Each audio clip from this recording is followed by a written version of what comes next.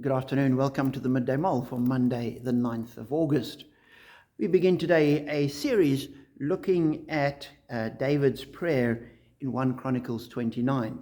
This comes about because last week, as we were preparing for the service, I was looking for a canticle, and I went online and looked and came across a canticle, the prayer of David.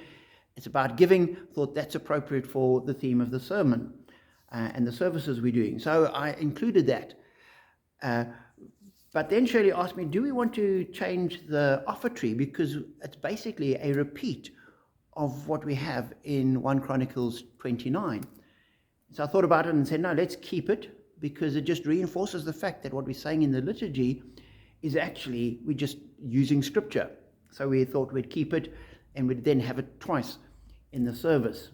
Little did we know, but Jerry, in his sermon, quoted it again. So 3 times in the one service, we have this passage of Scripture quoted. So therefore, I begin to think, maybe God has something here for us.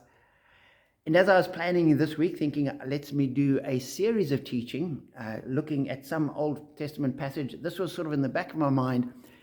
And then last night, I got an SMS from Shirley saying that the prayer guide she uses has, last night, used the same passage, 1 Chronicles 29, again for the prayer. So I thought, okay, this is clearly something we can look into. 1 Chronicles 29 comes at the end of David's life. He has been told by God, although he wanted to build a temple, he wasn't the one to build it, his son would. And so as he reaches the end of his life, David commits his resources toward the temple that Solomon would build. And he calls the people together and says, I've saved up and provided for the temple. I'm now giving my own treasures toward the temple. And what about you? Will you give as well? Verse 5, he ends up saying, now who is willing to consecrate themselves to the Lord today? Then the leaders of families, the officers of the tribes of Israel, the commanders of thousands and commanders of hundreds, the officials in charge of the king's work, gave willingly. They gave toward the work on the temple of God. And then lists what they gave, this amount of gold and silver and precious stones, and anyone who had brought it along and gave freely. And we're told in verse 9, the people rejoiced at the willing response of their leaders, for they had given freely and wholeheartedly to the Lord. David the king also rejoiced greatly.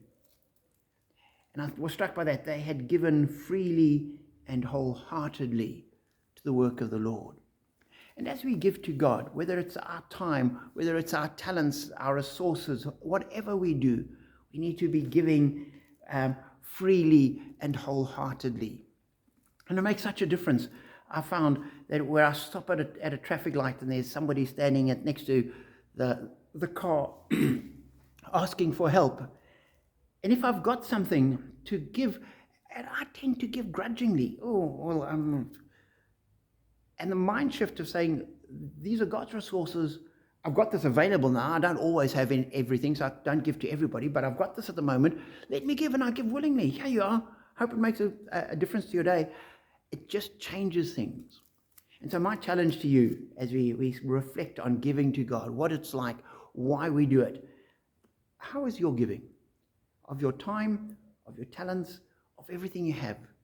Is it freely and wholeheartedly? Because that's what we need to aim for.